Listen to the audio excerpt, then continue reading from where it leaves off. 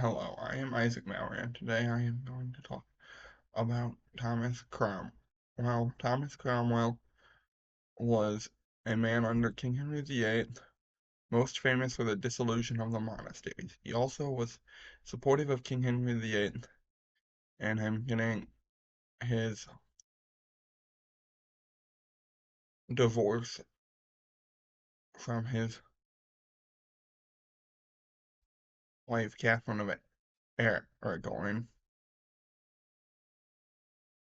He was a most prominent figure, yet he is very well unknown by most people. He was significant in actually getting the Reformation to stay in England because he looted the monasteries and gave the wealth to a clique of wealthy people who then used the money uh, to better their own. So his idea in looting the monastery was a financial motive. He did not care about religion, yet he is one of the most influential people in getting a Reformation to stay in England because after the death of Anne Boleyn, Henry VIII's second wife, who he divorced for the uh who he married after his divorce, after he had her beheaded, he could have come back to the Catholic Church, but he didn't, largely because it wasn't in the interest of the English wealthy anymore, because in order to do that, they would have to return the wealth they had stolen from the church, and they were greatly attached to that wealth.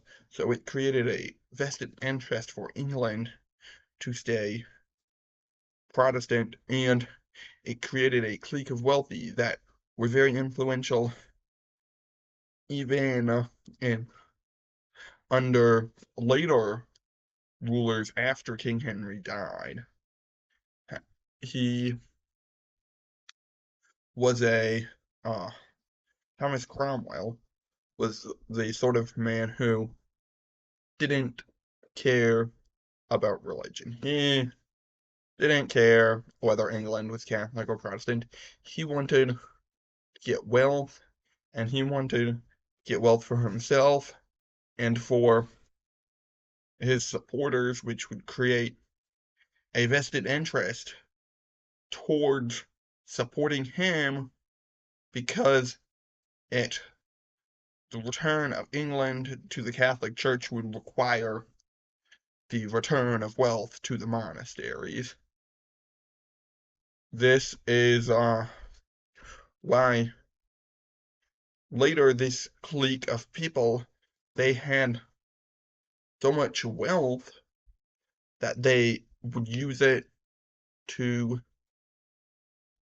support and even control Elizabeth the First and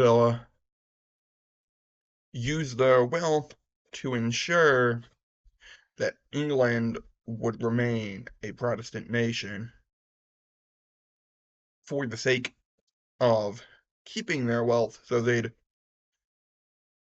use this newly acquired wealth for their own interest and therefore back the Church of England. Then Cromwell, he looked for his own power, but he then convinced King Henry VIII that he should marry a woman named Anne of Cleves after uh, his uh, wife died, and King Henry VIII found this woman repulsive, and then later had Thomas Cromwell executed, not for him looting the monasteries, which he did for the most part illegally, and instead for something else.